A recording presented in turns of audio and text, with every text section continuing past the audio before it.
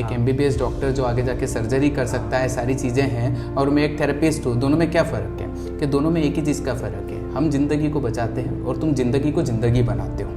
Autism के बारे में है कि सर जन्म के बाद या जन्म के पहले कोई माता के स्वास्थ्य में या बच्चे को गर्भावस्था के दौरान कोई परेशानी रही हो तो ऑटिज्म के फीचर्स मिलते हैं। बच्चा कभी कभी जो लेट बोलना चालू करता है, इसके पीछे भी बहुत सारे मीथ हैं। कहीं इसकी मन्नत अधूरी रह गई होगी, या कहीं इसकी मान वगैरह बाकी है, इसको चिड़िया का पानी पिला देना चाहिए, या फिर उसका हमें केची का पानी पिला दो, या कहीं माता के मंदिर में ले जाएं, सारी इसके पापा भी लेट बोले थे। तो ये मीथ है ना। जैसे झोला छाप डॉक्टर्स होते हैं, वैसे हमारी फील्ड में झोला छाप थेरेपिस्ट होते हैं। आप बच्चे के लिए कोई डायपर भी खरीदते हैं तो 2 बार देख के खरीदते हैं ना सर कि कौन से कंपनी का रो, जिससे रेशेस ना हो। तो जब बच्चे की थेरेपी करा रहे हैं उस डॉक्टर की प्रोफाइल तो आपको चेक करना चाहिए ना सर कि कौन सा डॉक्टर वैलिड है, किसका क्या सर्टिफिकेशन है। 2 मिनट लगेगा आपको जानने के लिए कि ऑक्यूपेशनल थेरेपी बनते कैसे हैं सर। उससे पूछे कि आपका नाम क्या है तो वो प्रतिक्रिया दे रहा है कि नहीं दे रहा है, क्या आपका बच्चा बुलाने पे, उसको आवाज़ देने पे पीछे पलट के देख रहा है कि नहीं देख रहा है, वो जरूरी है ना। पेरेंट्स को लगता है कि ABC आता है मतलब हमारे बच्चे के लैंग्वेज है। लैंग्वेज नहीं है सर, उसके दिमाग में एक ही जैसा कंटेंट गया, वाह कैसे करते हैं, सारी चीज़ें हैं, मेरा नाम ऐसे है। ABC आप बोलोगे तो बच्चा तुरंत रिस्पॉन्ड कर रहा है, पर उसका नाम बोल रहे तो रिस्पॉन्ड नहीं कर रहा है। तो ये पेरेंट्स को इस बारे में सोचना चाहिए। जैसे जिसमें सेल फोन का यूज़ करना, जैसे हम लोग बोलते हैं या इंडियन गवर्नमेंट या WHO बोलता है कि 0 to 3 ईयर्स के बच्चे को मोबाइल ही नहीं देना है। लेकिन अब अगर आप हर बच्चे के घर का हिस्ट्री निकालें कि बच्चों को 2 से 3 घंटे का स्क्रीन टाइम है ना, तो 100 बच्चे हैं, 100 में से अगर सारे बच्चों को 3 से 4 घंटे का स्क्रीन टाइम मिल रहा है तो 54 या बोलना चाहिए 45 बच्चों में ऑटिज्म स्पेक्ट्रम के लक्षण मिल सकते हैं, है ना। जरूरी नहीं कि 100 में से 100 बच्चों को मिलेंगे, 45 बच्चों को मिल सकते हैं। वेलकम करते हैं डॉक्टर सुभाष सर का। तो सुभाष सर, आप बताइए सर कि आपका अभी तक का जो जर्नी रहा है वो कैसा रहा है और आपने ये फील्ड को कैसे चूज़ किया है। सबसे पहले आपको मैं धन्यवाद देना चाहता हूँ सर कि आपने मुझे इनवाइट किया, और जिस विषय पे हम लोग बात करने वाले हैं काफ़ी ज्वलंत विषय है ना, और अभी काफ़ी ट्रेंड में है, क्योंकि हर परिवार का कोई ना कोई बच्चा उस परेशानी से जूझ रहा है ना, उस परेशानी से लड़ रहा है, फैमिली जूझ रही है। तो हम लोग उस बारे में डिस्कस करेंगे। तो मैं डॉक्टर सुभाष गर्ग, है ना, right now I am the associate professor in Shri Aurobindo institute of allied health and paramedical sciences in department of occupational therapy. Last 10 year से मैं ऑटिज्म स्पेक्ट्रम पे वर्क कर रहा हूँ। मेरा qualification masters in occupational therapy neuro sciences से, PGDMH मैंने CMC Vellore से किया है, MA इन साइकोलॉजी हूँ। साथ ही साथ में जो नेशनल अलाइड हेल्थ काउंसिल है उसका मैं हेड मेंबर हूँ सर। तो मेरा जो जर्नी है वो अभी तो शायद मैं बोलूँगा स्टार्ट ही हुआ है, पर छोटे से गांव देवास के पास में एक भोरा सा है, मैं वहाँ से बिलोंग करता हूँ। और 12th के बाद हर किसी का सपना रहता है कि बायोलॉजी लिया है तो मेरा बेटा डॉक्टर बने, ऐसे मेरे पेरेंट्स का भी सपना था। सारी चीज़ें हैं, पर कुछ फाइनेंशियल कंडीशन उस दौरान हमारे सपोर्ट में नहीं थी, तो शायद वो कोचिंग्स वगैरह, एक प्रॉपर ग्रूमिंग जो होना चाहिए वो हमें नहीं मिल पाई थी। तो वो मलाल तो था उस समय हमें कि भाई PMT में मैं सिलेक्ट नहीं हो पाया। मुझे मिला BDS का सीट, मुझे मिल जाता पर वो मुझे नहीं करना था। कुछ मैं डिफरेंट चाहता था, क्योंकि हमेशा मेरी दिल में रहता था कि कुछ अलग किया जाए। सही है। तो मैं संस्था में आया, कॉलेजेस घूमे, वहाँ पे मैंने देखा कोई ऑक्यूपेशनल थेरेपी का कोर्स है। तो ये ऑक्यूपेशनल थेरेपी होता क्या है, दिमाग में उस दौरान जरा साइबर कैफेस होते थे सर उस समय में, मोबाइल तो होता नहीं था जानकारी के लिए। तो ऑक्यूपेशनल थेरेपी के बारे में सर्च किया, डॉक्टर्स से मिला, मैंने उनसे बात किया, उन्होंने कहा कोई फ़र्क नहीं है। मैंने कि सर कैसे फ़र्क नहीं है, एक MBBS डॉक्टर जो आगे जाके सर्जरी कर सकता है, सारी चीज़ें हैं, और मैं एक थेरेपिस्ट हूँ, दोनों में क्या फ़र्क है कि दोनों में एक ही चीज़ का फ़र्क है, हम ज़िंदगी को बचाते हैं और तुम ज़िंदगी को ज़िंदगी बनाते हो। ये बहुत बड़ा फ़र्क है। मैंने कि सर और क्या है सर, क्या डिफरेंसेस है कि क्या जितने तुम मेडिकल सब्जेक्ट्स तुम्हारे होल ईयर्स में पढ़ोगे उतना एक MBBS डॉक्टर भी नहीं पढ़ता है। ऐसी बातें कर रहे हैं सर। तो आज मैंने पढ़ा anatomy, physiology, biochemistry, pharmacology, pathology, medicine, neuro, ortho, surgery, community medicine, physical diagnosis, ergonomics, biomechanics, इतने मेडिकल सब्जेक्ट करने के बाद में ऑप्सगाइनिक, ENT, ऑप्थेलॉजी, ये सब मैंने पढ़े। डेड बॉडी डिसेक्शन किया, खुद के ब्लड को टेस्ट करके देखा, ब्रेन कैसे फंक्शन करता है उसे उठा के देखा, सारी चीज़ें की। फिर उसका थेरेपी कैसे होता है वो थेरेपी सब्जेक्ट्स हमने अलग से पढ़े। तब जाके 4.5 ईयर का डिग्री, हाफ ईयर इसलिए 6 मंथ का इंटर्नशिप होता है, वो हम लोगों ने गेन किया, जिसे ऑक्यूपेशनल थेरेपी बोला गया। फिर उसके बाद में मास्टर्स हम लोगों ने किया और सारी चीज़ें, और अभी हम प्रैक्टिस कर रहे हैं। और क्या बात है सर, मतलब जितना आपने नॉलेज किया तो उसको तो शुरुआत तो नहीं कह सकते, आपने काफ़ी कुछ जिस हिसाब से आपने चीज़ें बताई है तो काफ़ी एक्सपीरियंस जो डॉक्टर्स होते हैं, जो थेरेपिस्ट होते हैं, आपका कह सकते हैं कि आपको उस चीज़ में मंझा हुआ है सारी चीज़ें। मुझे लगता है सर कि कुछ जो क्वेश्चंस है जो हमारी ऑडियंस के हो सकते हैं, या आपने जैसे कहा है कि काफ़ी सारे बच्चे ऑटिज़म से पीड़ित हैं, तो ये मैं पूछना चाहता हूँ क्योंकि ये तो बहुत बड़ा एक सीरियस क्लेम हो सकता है, क्योंकि इतने सारे बच्चे सर सभी तो थेरेपिस्ट या डॉक्टर के पास नहीं जाते, तो ये ऑटिज़म है क्या और बेसिकली आउट ऑफ कितने बच्चों में ये पाया जाता है? देखिए सर, ऑटिज़म को हम बोलेंगे न्यूरो डेवलपमेंटल डिसऑर्डर। इसे एक बड़ा शब्द बोला जाता है, इसे हम बोलेंगे ऑटिज्म स्पेक्ट्रम डिसऑर्डर, जिसके अंदर autism, ADHD, attention deficit hyper activity disorder, social communication disorder, sensory processing disorder और रेट सिंड्रोम, एस्पर्जस सिंड्रोम, ये सारे एक ग्रुप ऑफ डिसीज है जिसको ऑटिज्म स्पेक्ट्रम बोला जाता है। अच्छा, ऑटिज्म के बारे में है कि सर जन्म के बाद, है ना, या जन्म के पहले कोई माता के स्वास्थ्य में या बच्चे को गर्भावस्था के दौरान कोई परेशानी रही हो तो ऑटिज्म के फीचर्स मिलते हैं, लाइक कि मदर डिप्रेशन में रही हो, या मदर को कोई मेडिसिन वगैरह चला हो, या फिर कहीं ना कहीं साइकोलॉजिकल ट्रॉमा मदर ने ड्यूरिंग द प्रेगनेंसी चला हो, या ड्यूरिंग द बर्थ अगर हम लोग बोले बच्चा समय पे नहीं रोया हो, बच्चे को नियोनेटल जॉइंटिस हुआ हो जो अनट्रीटेड होकर उसके ब्रेन तक चला गया हो, बच्चा लो बर्थ वेट के साथ हुआ कि जिसका वजन जो है ऑप्टिमल 3 to हमारे यहाँ बोलते 3 kg का जो होना चाहिए उससे कम था, बच्चा प्री मैच्योर तो नहीं था, बच्चे ने माँ का दूध पिया है, लिया है, नहीं लिया है, बहुत सारी चीज़ें, ये जन्म के दौरान वाली बात है। जन्म के बाद में बच्चे की परवरिश से रिलेटेड होते हैं कि क्या बच्चा बहुत ज़्यादा अकेला रहा, क्या बच्चा ने बहुत ज़्यादा स्क्रीन टाइम को यूज़ किया, क्या बच्चे की न्यूट्रिशनल वैल्यूज़ बहुत ज़्यादा कम रही, तो ये सारी फैक्टर्स जो है ऑटिज्म स्पेक्ट्रम की तरफ ले जाते हैं। अब ये क्वेश्चन आता है कि ऑटिज्म क्या है? ऑटिज्म एक न्यूरो डेवलपमेंटल डिसेबिलिटी तो नहीं बोलेंगे, डिसऑर्डर है जहाँ बच्चे का व्यवहार शारीरिक रूप से अफेक्ट नहीं होता है, मानसिक रूप से अफेक्ट होता है, जहाँ बच्चा खुद के कार्य में बार बार एक ही कार्य को करता रहता है, नेम रिस्पॉन्डिंग उसका अफेक्ट होता है, आई कॉन्टेक्ट बच्चा नहीं करता है, उसका स्पीच और लैंग्वेज जो रहता है जो हायर फंक्शंस में आता है वो प्रॉपर्ली डेवलप नहीं होता है। तो इसके सिम्टम्स 1.5 साल के बाद दिखना चालू होते हैं और जो पिक करते हैं 3 इयर्स तक पिक करते हैं। तो इंडियन सोसाइटीज़ में इसका डायग्नोस्टिक क्राइटेरिया 3 इयर्स बना के रखा है, लेकिन हम लोग आजकल इसे 1.5 से 2 साल के बीच में पकड़ कर इसका ट्रीटमेंट स्टार्ट कर देते हैं। समझ गया।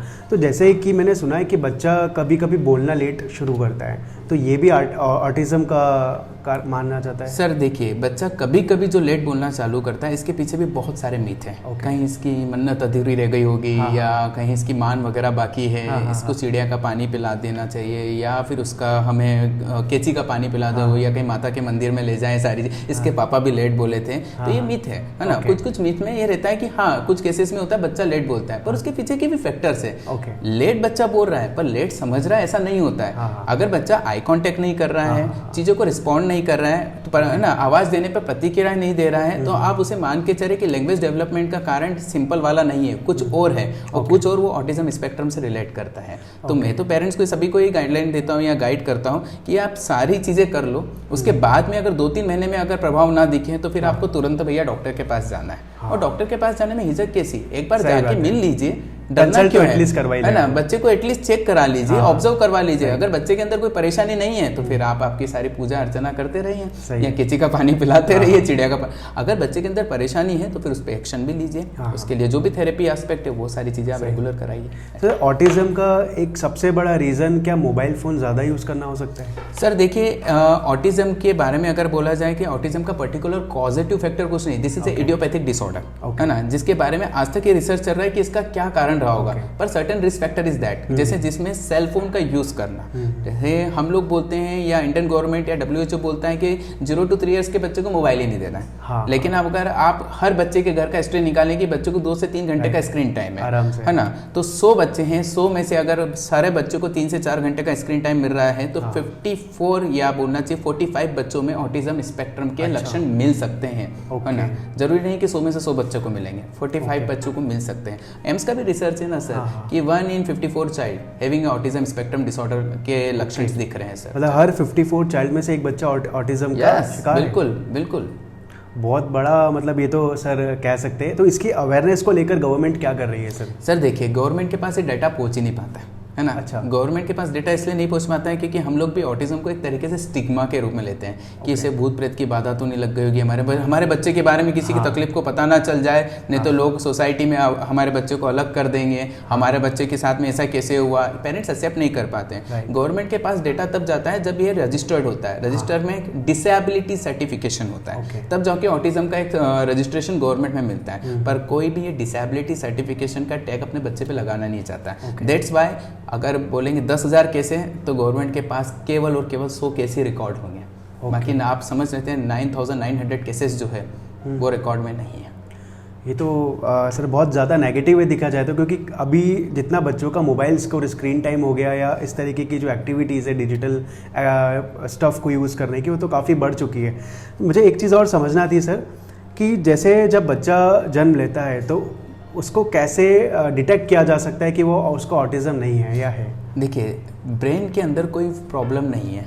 अगर हम आपकी भाषा में बात करें तो हार्डवेयर स्ट्रक्चर में कोई प्रॉब्लम नहीं है। सीटी स्कैन नॉर्मल रहेगा, एमआरआई नॉर्मल रहेगा। अगर बर्थ के दौरान कुछ इंजरी नहीं हुई है तो अगर बच्चा बर्थ के दौरान समय पे नहीं रोया या उसे कोई झटके आए जिसको हम एपिलेप्सी या मिर्गी बोलते हैं तो ब्रेन के अंदर कुछ ना कुछ मिलेगा, है ना, डायग्नोसिस में। अदरवाइज ये सारी डिसीज जो है 6 महीने के बाद दिखना चालू होती कि 6 महीने का बच्चा जैसे माँ की आंखों में डाल के किलकारियां मारना चालू करता है तो बच्चा मार रहा है कि नहीं मार रहा है। हम सोचते बच्चा मूडी है, बच्चा अभी कर लेगा, थोड़ा सा लेट इसके पिताजी भी बोले थे, ये सोच के हम 1.5 साल की उम्र तो 1.5 साल का एक उम्र ऐसा होता है जहां तक आपको ऑब्जर्व करना है। अगर आपका बच्चा प्रतिक्रिया नहीं दे रहा है, आई कांटेक्ट नहीं कर रहा है, रिपीटेड वे में कोई कार्य कर रहा है, कोई घूमती हुई चीज को देख रहा है, हेड नोटिंग कर रहा है, बहुत ज्यादा चंचल है और उसका एक भी वर्ड्स अभी तक नहीं निकला है ना, तो मुझे लगता है कि तुरंत आपको डॉक्टर से उस दौरान संपर्क करना चाहिए। ऐसी कोई मेडिकल डिवाइस नहीं है या डायग्नोस्टिक नहीं है जो बच्चे को होते से ऑटिज्म को पकड़ ले। समझ गया। अभी फिलहाल ऐसे नहीं। चेकलिस्ट होता है जिस इज कॉल्ड बिहेवियर चेकलिस्ट, है ना, Indian scale for assessment of autism,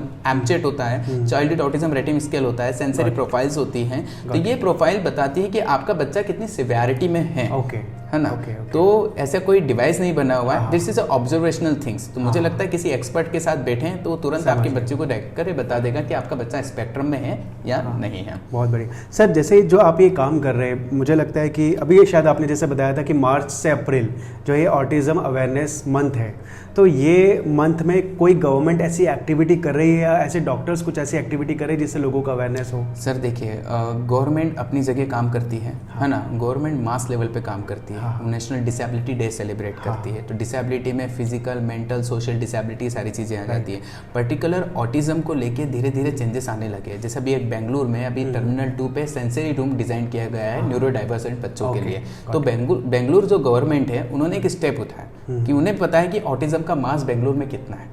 okay, but वो रिकॉर्डेड नहीं है। बट उनके लिए क्या किया जा सकता है, कितने इंक्लूसिव स्कूल्स उनके लिए ओपन किया जा सकते हैं, किस तरीके का सिस्टम डेवलप किया जा सकता है। तो इस चीज़ों पे वर्क हो रहा है। गवर्नमेंट की जो न्यू एजुकेशन पॉलिसीज है, इन चीज़ों में भी ऑटिज्म स्पेक्ट्रम के बारे में काफ़ी अच्छा लिखा है। अब वो धीरे धीरे इंप्लीमेंट होने में टाइम लगेगा। रही बात world autism awareness day month की, तो सर ये अप्रैल, मार्च और अप्रैल को हम लोग अवेयरनेस के रूप में सेलिब्रेट इसलिए करते हैं कि सोसाइटी को अवेयर हो कि बच्चों के अंदर ये प्रॉब्लम दिखे तो आप तुरंत रूप से जाएं। तो सिम्टम्स बताने के लिए हर डॉक्टर अपने लेवल पे काम कर रहा है। शायद हम लोग भी वर्ल्ड ऑटिज्म अवेयरनेस के लिए पॉडकास्ट कर रहे हैं। सर जैसे स्कूल्स में जब बच्चे एडमिशन लेते हैं, छोटे बच्चे, तो स्कूल के टीचर्स को भी ऑटिज्म के बारे में ज़्यादा पता नहीं होता और वो उसको बोल सकते हैं, उसको टीचर्स या तो कभी या कोई दूसरा बच्चे जो होते हैं उसको डम्ब बोलने लग जाते हैं कि तो बोलता ही नहीं तो डम्ब हो गया।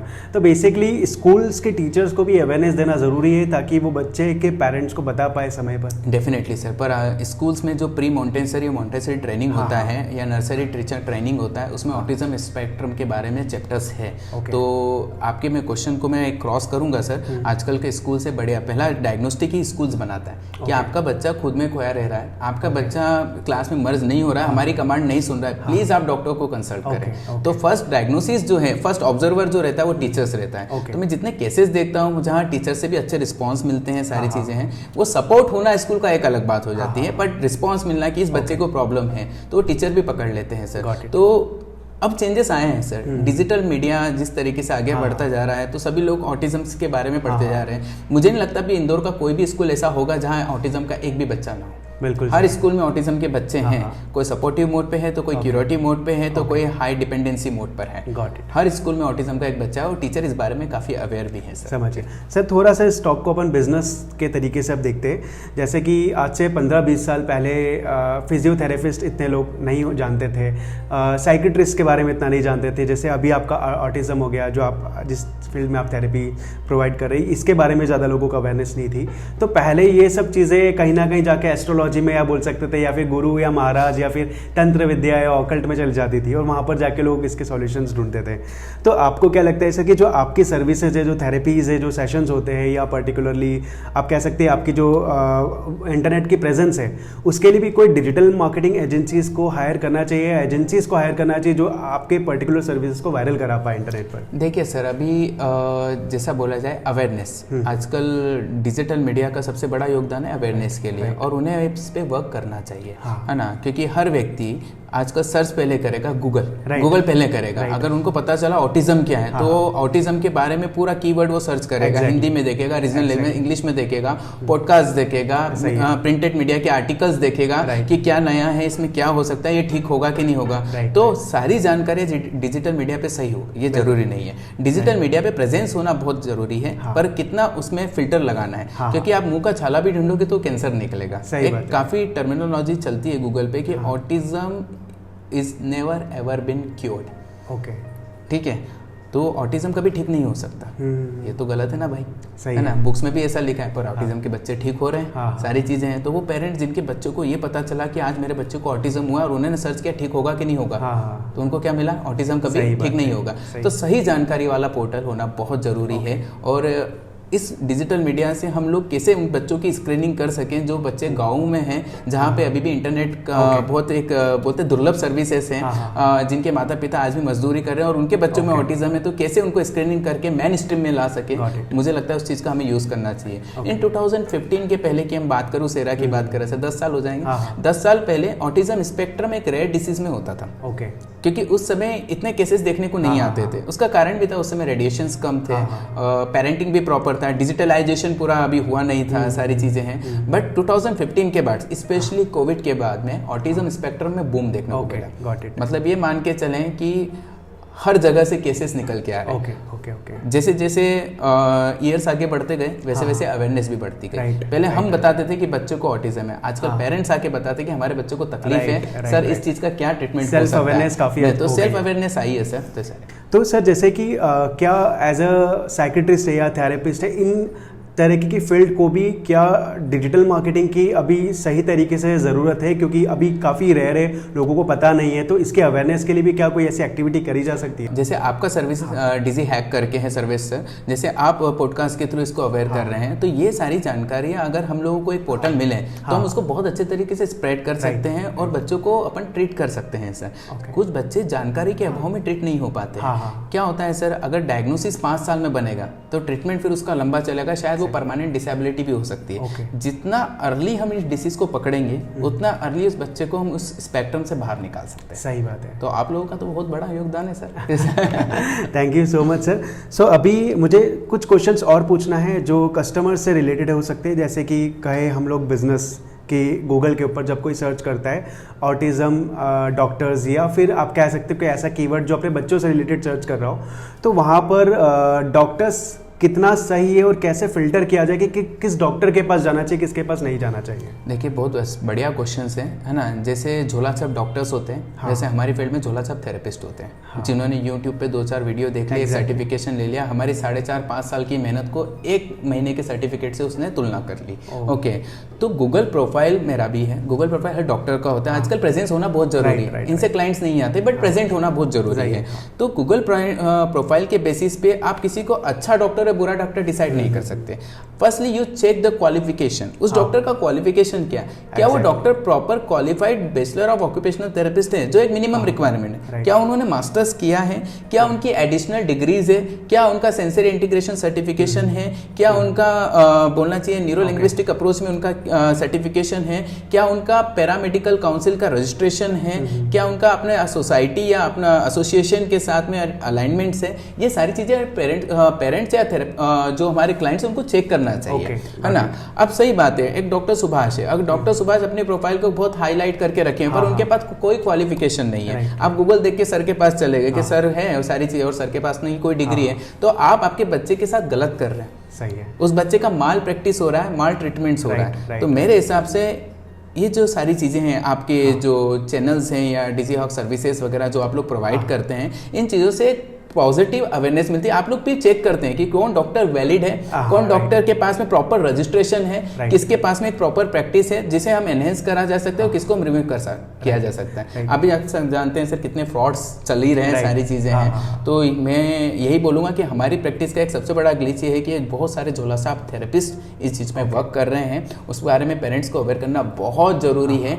क्योंकि पेरेंट्स सही थेरेपिस्ट और गलत थेरेपिस्ट के बीच डिफरेंस को नहीं जानते। उन्हें लगता है कि बच्चा को बस थेरेपी कराना है, तो किसके पास कराना है वो सबसे ज़्यादा, जिसके पास पैरामेडिकल काउंसिल का पंजीयन हो, जिसके पास एक प्रॉपर डिग्री हो, कोई सर्टिफिकेशन ना हो, जिसने किसी हॉस्पिटल में बहुत अच्छे से काम किया है और जिसके पास वेल डेवलप एक सेटअप हो जहां खुद वो डॉक्टर अपने आपके बच्चों को देख रहा हो। तो ये 4 पॉइंट्स हैं जहां बच्चों की थेरेपी होना चाहिए। ओके, मतलब ये 4 पॉइंट्स तो ध्यान रखना ही चाहिए पेरेंट्स को सबसे पहले अपने बच्चे के लिए कंसल्ट। आप बच्चे के लिए कोई डायपर भी खरीदते हैं तो 2 बार देख के खरीदते हैं ना सर कि कौन से कंपनी का रू जिससे रेशेस ना हो। तो जहाँ बच्चे की थेरेपी करा रहे हैं उस डॉक्टर की प्रोफाइल तो आपको चेक करना चाहिए ना सर कि कौन सा डॉक्टर वैलिड है, किसका क्या सर्टिफिकेशन है। 2 मिनट लगेगा आपको जानने के लिए कि ऑक्यूपेशनल थेरेपी बनते कैसे हैं सर 5 साल का संघर्ष है, 2 साल का मास्टर्स के बीच में हम लोगों का स्ट्रगल होता है, तब जाके एक ऑक्यूपेशनल थेरेपिस्ट निकलता है। और आपको जान के शौक लगेगा कि 2019 तक पूरे मध्य प्रदेश में केवल एक ही कॉलेज था जहाँ पे ऑक्यूपेशनल थेरेपी होता था, और उसके लिए भी लिमिटेड सीट थी।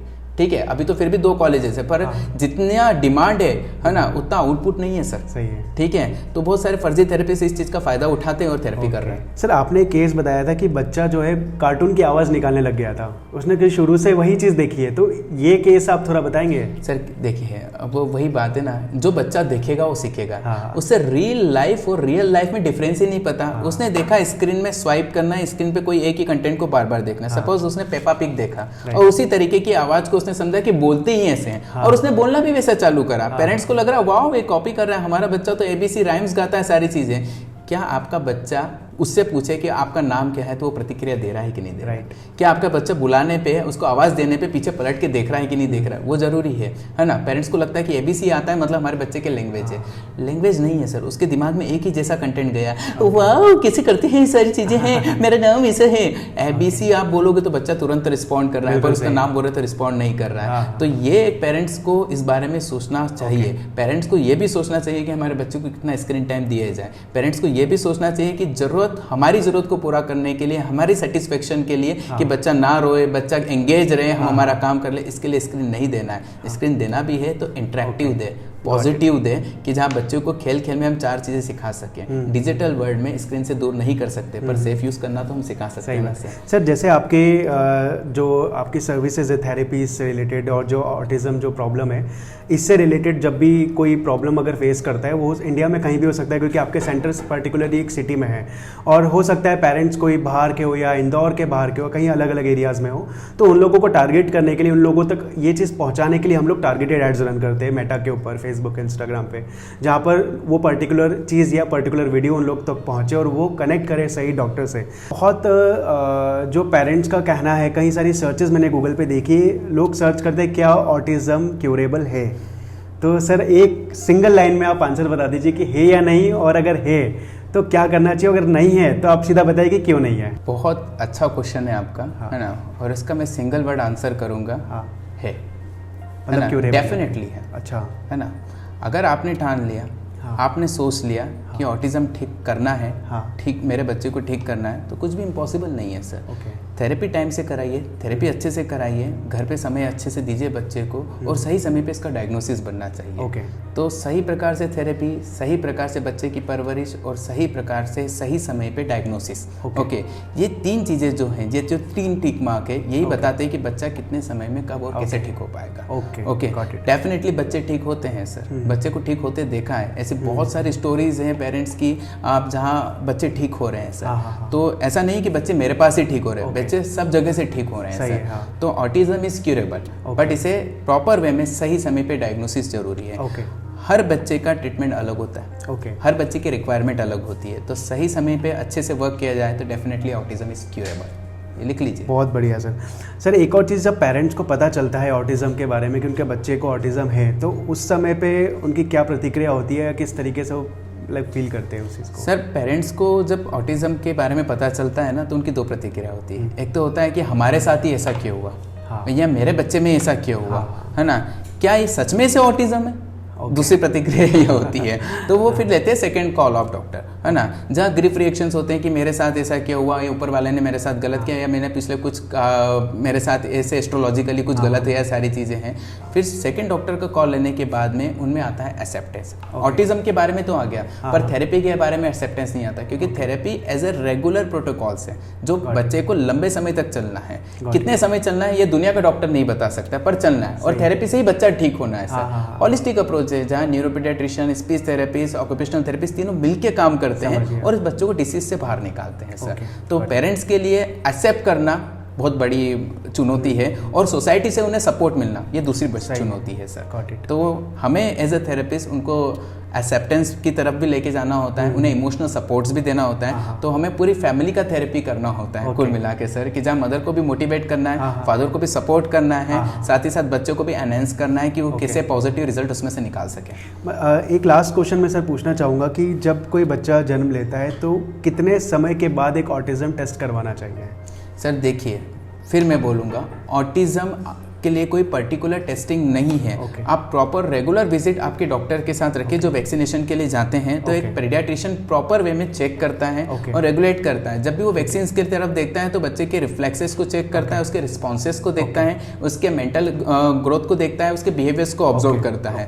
तो आप रेगुलर डॉक्टर्स के साथ विजिट रखें। अगर बच्चे का लैंग्वेज और स्पीच या भाषा का विकास नहीं डेवलप हुआ है, या बच्चा आपका कोई प्रतिक्रिया नहीं दे रहा है, या बच्चा खुद में ज़्यादा खोया रहता है, तो आप तुरंत जाके डॉक्टर से संपर्क करें, समय व्यर्थ ना करें। समझ गया सर। सर बहुत मज़ा आया आपके साथ बात करके, कहीं सारा बोल सकते हैं कि नॉलेज मुझे आपसे मिला है और हमारी ऑडियंस को भी मिलेगा। और मुझे लगता है कि इस वीडियो के अंदर जितने भी कमेंट्स आएंगे, लोगों के क्वेश्चंस आएंगे, वो हम हो सकता है नेक्स्ट पॉडकास्ट में फिर कवर अप करें। Definitely. Thank you so much sir इस पॉडकास्ट पे विजिट करने के लिए, एंड बिल्कुल हम नेक्स्ट टाइम फिर ज़रूर मिलेंगे sir. Thank you sir. Thank you.